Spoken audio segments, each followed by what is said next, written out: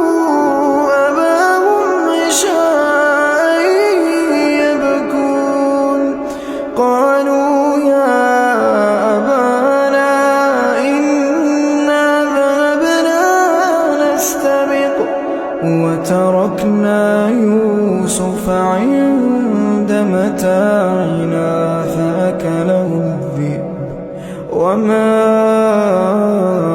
أنت بمؤمن لنا ولو كنا صادقين وجاءوا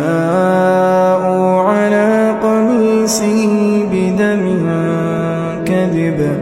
قال بل سولت لكم أنفسكم أمرا فصبر جميل